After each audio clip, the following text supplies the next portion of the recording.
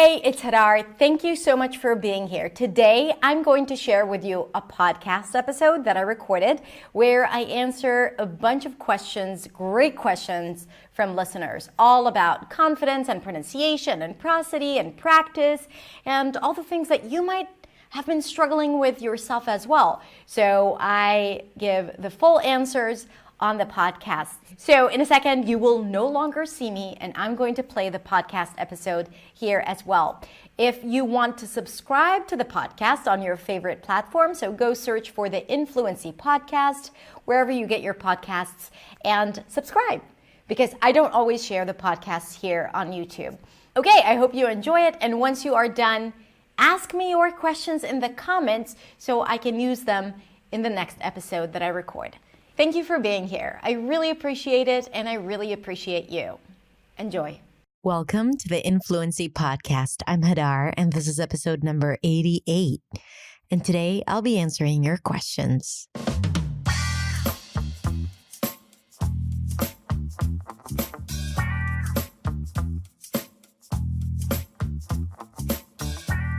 Hey, welcome to the Influency Podcast. Welcome back. Thank you for coming. Thank you for being here. As I recorded the intro, I just said, welcome to the Influency Podcast. I had this jittery feeling in me because it's been a while since I recorded a full podcast, just me speaking to the mic. So as you know, if you've been listening to my podcast, a lot of the episodes that I share are episodes where I share with you the audio of my YouTube video, which means I deliver my lesson or my episode to the camera. And then I share it with you on the podcast as well. And I know that a lot of you love listening to my lessons in a form of a podcast. I told you many times before, I'm a podcast kind of girl. So podcasts for me are the real deal. But I haven't recorded a full podcast in a while. So as I was preparing for it, I got really, really excited because you know that it's very different for me. When I just speak to the mic directly to you, it feels a lot more intimate than when I record the video and then it goes to the editor and then I watch it like 5 times.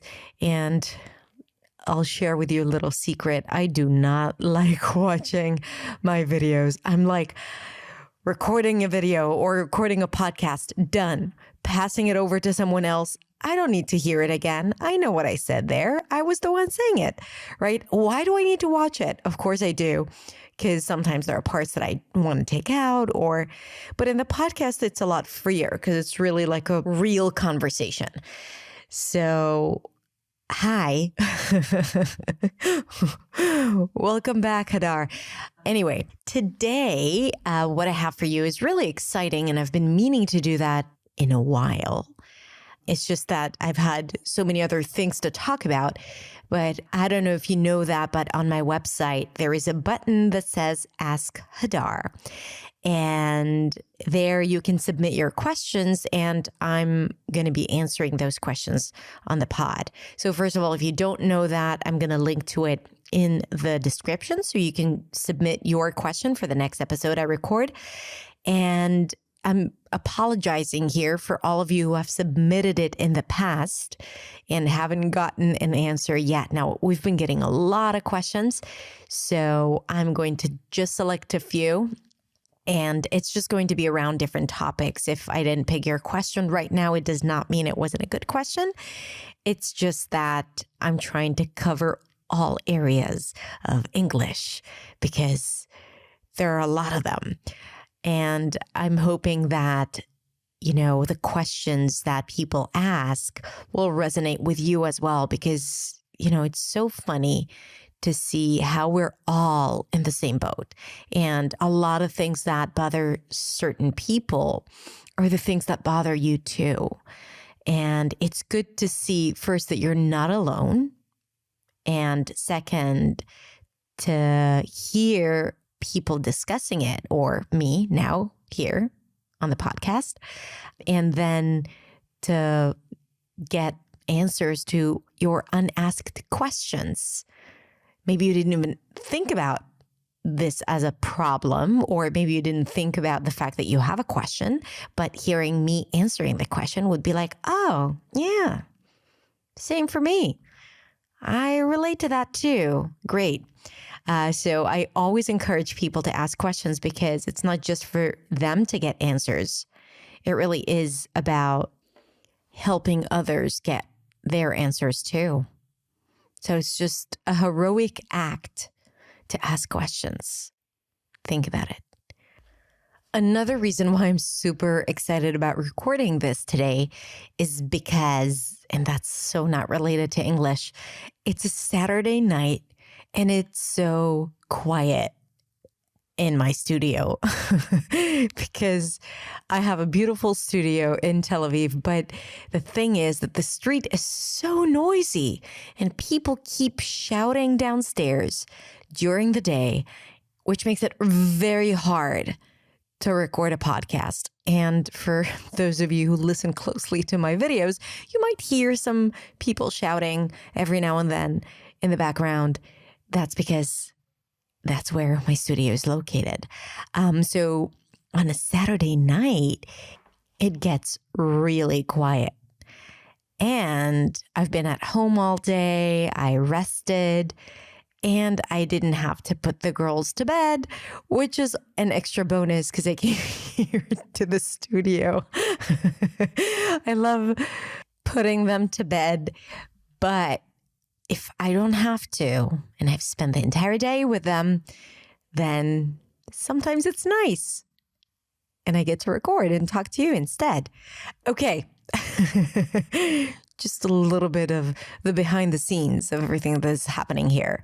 Okay, let's just move on to the first question because if I keep talking, we'll get to the 30-minute mark without me answering one question. And how will I be helping you if that's the case? The first question is from Wei Zeng, and she's asking, my problem is I can't use he or she and his or her correctly without thinking in speaking. It sounds silly. Like I was talking about my daughter and I kept using he until my daughter reminded me she, not he. She's just 6 years old. Could you give me some suggestion or design drill to improve it? By the way, I love that you're asking for a design drill because it means that you know me very well. And you know that this is going to be my suggestion, right? I like the video about the R boot camp. Yes, which is what I do in the R boot camp. Wait, this is very true because one of the ways to overcome those challenges is to create some sort of repetition. And you already know this, right? Because between you and me, it's not that you don't get it, right? It's not that you don't get when you need to use he and when you need to use she. And when it comes to such confusions, and it usually happens with words, like maybe two words that you keep confusing, like in this example, or tenses, right? You keep using a certain tense, even though you know, or if you had the time to write it properly, you would know what's the correct way to write it, right? So we have issues with tenses. We have issues with words. We also have issues with sounds, right? Like I know it's a Z sound, but I keep making an S. Or I know it's supposed to be but I keep pronouncing it as L. So, it's not that we don't get it. No, it's not that it's so difficult and challenging to understand. For the most part, all your challenges have nothing to do with you cognitively understanding it, unless it's conditionals. But sometimes it's just understanding it on the paper, sort of, right? And then you need to implement it, and that's the hard part. And this is where most people stop. They just think about it and they're aware of it, but they just expect themselves to behave differently without changing something physically. Because language is physical. It comes out of your mouth, and to produce it, your mouth needs to have a certain shape and form to release or to express or to execute what you have in mind. And usually when there is a gap between the English that you know and the English that you speak, it has to do with the orders your brain gives your mouth and also your ability or the ability of the mouth to produce those sounds or those words or to repeat those grammatical structures. Now, I'm going to record a podcast soon about habits and speaking habits. So it's not just about the learning habits, it's also about the speaking habits. And to me, grammar mistakes, vocabulary mistakes, they're just habits. And if we treat them like habits, which means things that you're used to doing and you want to change that because it would serve you better, things that you're doing and your body is so used to it, and that's like how you go on autopilot. So if we treat it like habits rather than, oh, my English sucks, oh, I'm horrible at learning languages, oh, I have this thing with vocabulary, I have this thing with grammar where I just can't get it and grasp it. It's not, don't tell yourself those stories. I'm sorry to burst your bubble, but it's as simple as habits. You're just used to saying it a certain way. And to develop a new way of saying it, you have to train your muscles in your mouth and to create those connections between the thought and the physical activity of creating the words or sounds or sentences. So you have to kind of like rewire your brain to be able to produce the new outcome. So, Wei, what I would do is, first of all, and I treat all of it like pronunciation because I see that it has been very effective in the years that I've been teaching pronunciation. And I just apply that onto learning pretty much everything else. And that's why I created the sprints, because the sprints are those drills. And I'm going to link to them in the show notes if you don't know what the sprints are. And the sprints are drills of certain sounds, words, and grammatical structures that show up in a repetitive way, and they're high volume, really quick.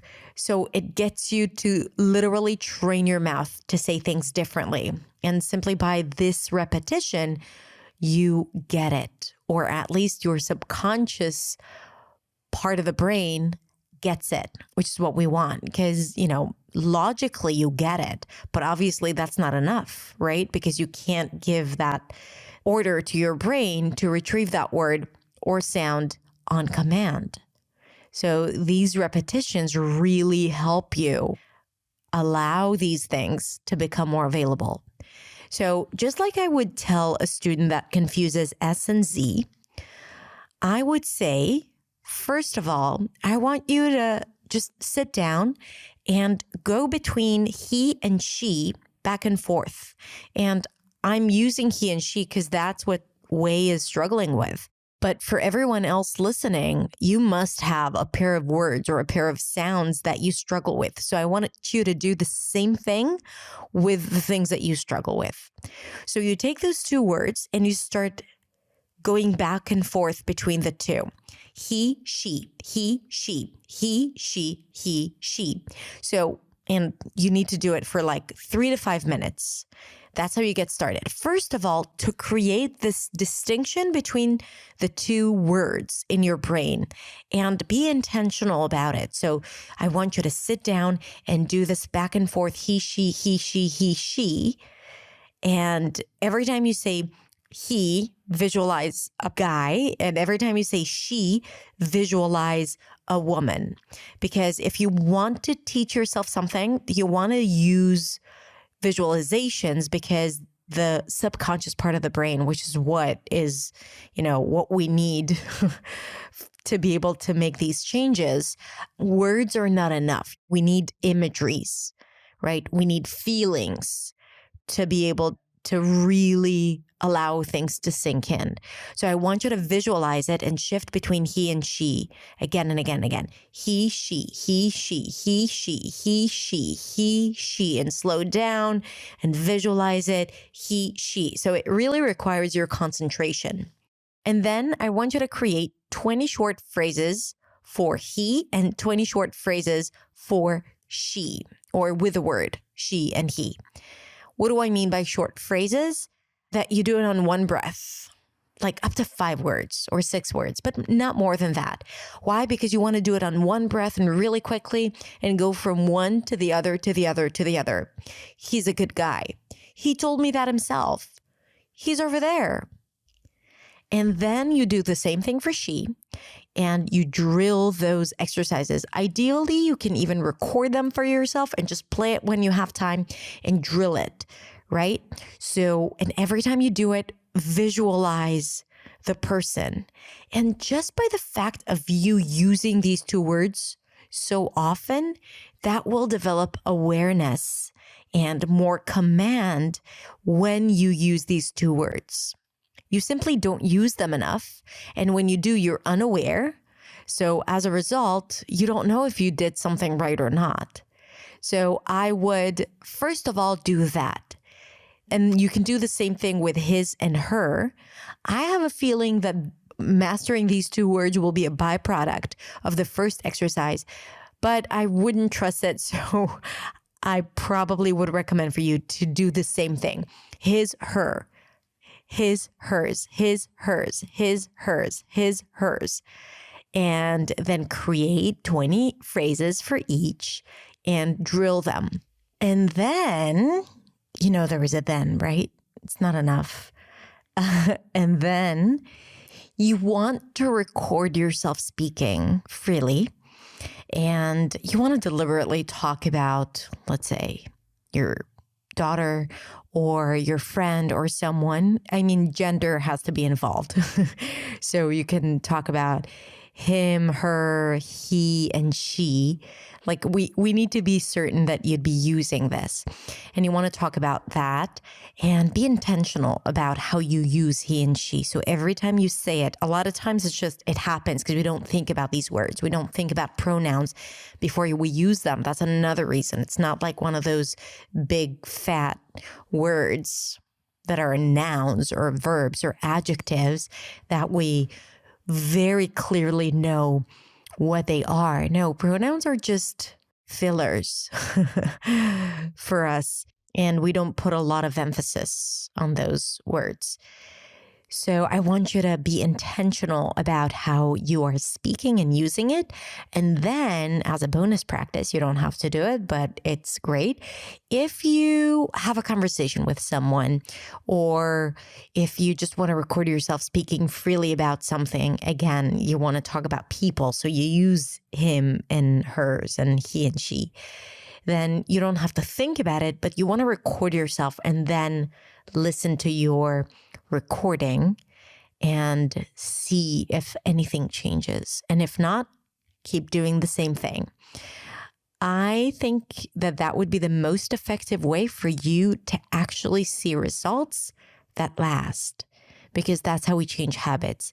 And it's not easy. It's not going to be like this one thing that you do and like, oh, okay, that's it. It's gone. Because as I said, you know these things, but your mouth refuses to.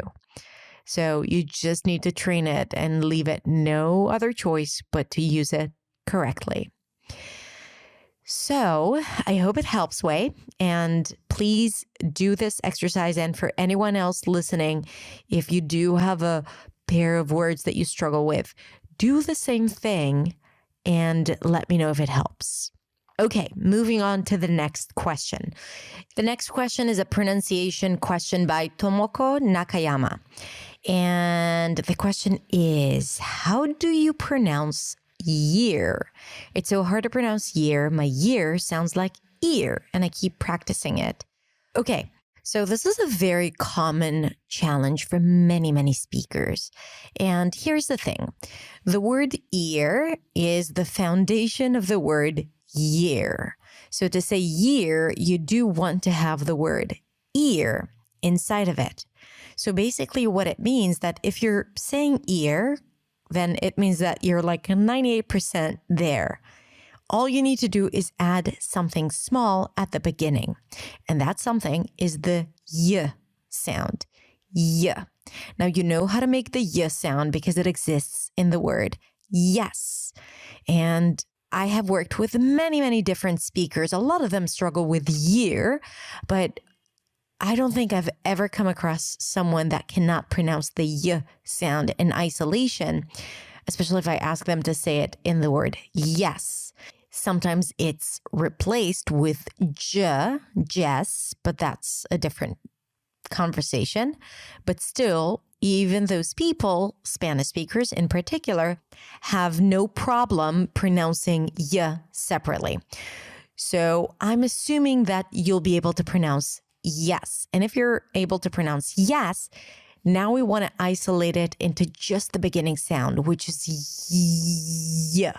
Now, what happens here? I always like to add a little bit more clarity around what the tongue is doing. For some people, it works. For others, it's just, why are you bothering me with all this information? So for the yes, the back of the tongue, or the body of the tongue actually, moves up and almost touches the upper palate in a way that makes you feel all these tingly vibrations. It's very close to j, but the tongue is moving more towards the back for this one. Yeah. Do you hear the vibrations that are created? Yes. I'm exaggerating it a bit, but I want you to do it with me. Yes. Now, once you are able to recognize what it is that you're doing at the beginning of the word yes, then instead of going into S, yes, you're tricking your brain into thinking that you're about to say yes, but then instead you're going into ear, which you already know how to pronounce. Year. Again, year. Yes. Yeah. Identifying what your tongue is doing, focusing on the fact that this is the sound that you're pronouncing right now. Year. Year. Now, the reason why it's tricky is because the y sound, or let me rephrase that, the tongue for the y sound and the tongue for the e sound is positioned in the same position. So then you're asking yourself, what's the difference? And the tongue wants to take the shortcut and just make an e sound, ear, instead of year, right? You're just trying to be efficient.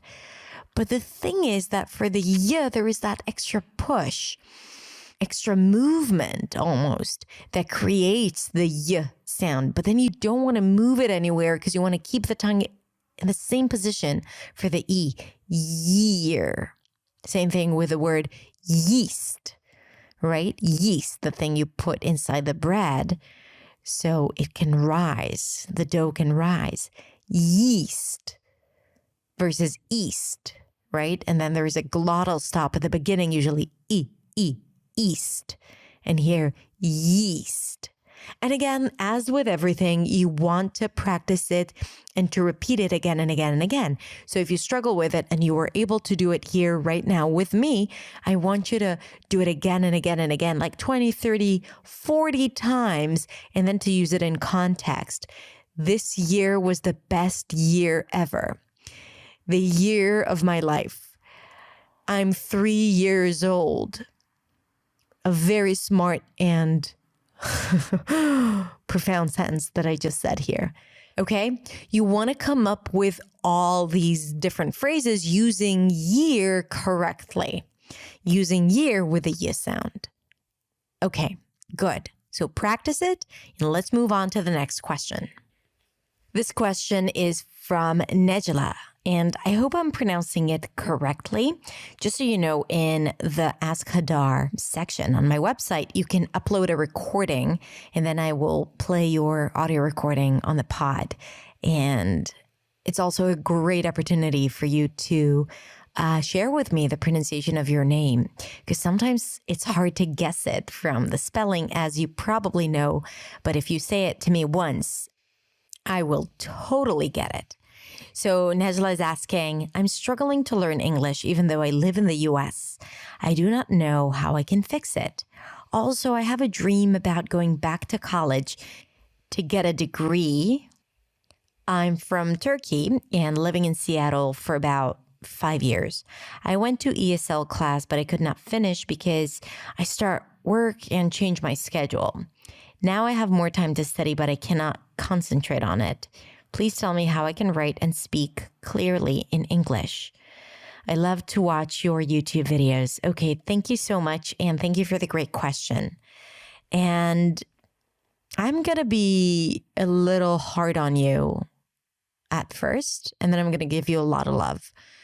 If you want to change and improve, then you got to make time for it. I know you're busy, and I know that you have a lot of plans and a lot of things that you need to do.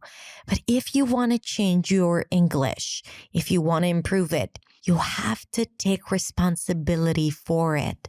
And you have to understand that you need to create time for it. You know what? Practice is important. Learning is important. And it's not going to happen on its own. Now, you could do it on your own, but you need to have a plan. You need to commit to practicing every single day or every other day, even if it's just 10 minutes, but you got to make it consistent because you want to make it a habit of yours. So, I understand that things happen, but this is really the result of the place that you are at right now, which is unsatisfied with where you're at. And again, I know that you're thinking, okay, I live in the US, so I should be able to just, speak English. But sometimes when we are in an environment when we need to speak English, we get into this survival mode and we just do the bare minimum to succeed and to survive. And we don't have that part where we push ourselves to get out of our comfort zone to actually grow and reach a breakthrough. We don't intentionally use the things that are hard for us. So we always go for the comfortable place, using the words that we already know, using the sounds that we already know, just trying to get by. And this is why it doesn't matter if you live in the US for 5 years or 20 years. If you don't challenge yourself and if you don't learn something and try to apply it right away, then it's going to be very hard for you, very, very hard for you to see results, to feel the difference. And when it comes to learning, you have to be committed, right? You have to make that commitment to say, I'm going to do it, to keep your word. So you actually do what you say you're going to do. And you have to take responsibility to be like, I'm unhappy with where I'm at right now on my journey. What do I need to change in the way I go about it to see different results in my life? So that means to clear out space and to do the work, whether it's to find a school that fits your needs or to find someone who is willing to practice with you or to create a daily practice routine where you know exactly what you're going to do and you plan it out properly. And I actually have a few podcast episodes and videos about how to practice on your own and how to plan your practice and how to know what to focus on. I'm going to link everything in the show notes so you can take charge and start doing things as of today without paying even one single dollar, And it's all a question of commitment and being responsible to the results that you want to see in your life. Another thing that I'm going to tell you is that, if you want to go back to college, don't wait until your English is good enough to go to college. Go to college to improve your English. Go to college to pursue your passion and to do something that you love. And along the way, you will challenge yourself. You will go out of your comfort zone, and that alone will push you to use English more and to put everything that you know into practice and to see massive improvement. But by the fact that you're waiting for your English to get better, you're not only preventing yourself from something that you're passionate about, which is education, but you're also preventing yourself from the one thing that is really going to help you thrive and improve. So just make a decision to do it. Know that this is really what's going to make the difference. It's going to be challenging. You might get stuck. You might not understand everything, but that is what you need. That's what you need. Don't be afraid. And if people have issues with that, you tell them, listen, buddy, you haven't had the life that I have. So I am doing things my own way and I have my own pace. And that's it. I don't owe you anything. Not correct English, not anything. I do my thing, right? This is what you don't have to say it out loud to them. They might not appreciate it as they should, but it's something that you can say to yourself. Because the reason why you wouldn't do it is because you might be thinking to yourself, oh, people are going to think that I'm not enough to go to college. And people might be thinking, who does she think she is going to college without having proper English? So all of that is BS and it's all in your head. So don't let it stop you from doing what you want and doing the things that would actually get you to where you want to be and get you passionate about it. Get you motivated about it, excited about it. I mean, why do we need English to begin with? To do things that we're excited about. Let's not make English boring. Let's make it fun and challenging and exciting and inspiring. Because what's the point? We don't learn English for the sake of learning English. We don't learn English for the sake of becoming fluent and sounding like a native. That's not really the end result. And if you're saying to yourself, this is why I want to learn English, ask yourself again, if no one else but you spoke English, would you still want to speak like a native? Probably not. So the reason is for you to be able to get what you want in life and to use it as a tool to improve your circumstances and the opportunities that you get. And then you can change your life. So English is not just English. It's not just another language. It's an opportunity for you to be a better person and to develop yourself and to love yourself. So when we remember that that's really the cause, we understand what is the price we're paying when we don't do the things we know we need to do, when we don't challenge ourselves, and when we just think about improving English, but we never take action. The price is high, and it has nothing to do with English. It has everything to do with who you are, your reality, the people around you, and how you think about yourself and how you feel about yourself. Nejla, I hope this was helpful, even though I didn't give you practical advice. I think learning how to learn and finding the internal motivation is so much more important than the tactics. I got a bunch of those too. I'm going to link to all of that in the show notes. But today I wanted to talk about something that is more important, which is taking responsibility, being committed, doing what you say you're going to do, and pushing yourself and understanding why you do what you do so you can be excited about it and passionate about it. Okay, that's it. Thank you so much for tuning in. We've got a lot of other questions that I'm going to be answering on a different episode. But for now, I hope you enjoyed it. And now that kind of like inspired you to go to my website and ask your questions. And don't be shy. Record a message for me so I can hear your lovely voice. And if you like this podcast, then subscribe on your favorite platform. Just look for the Influency Podcast and subscribe. And if you feel courageous, you can even rate and review the podcast. That would be really helpful because that way I can actually reach more people who might need to hear this message as well. Now, this specific message, but my general message about English and life and love and Saturday evenings. Okay, my friends, thank you so much for being here, and I will catch you next time on the Influency Podcast. Bye.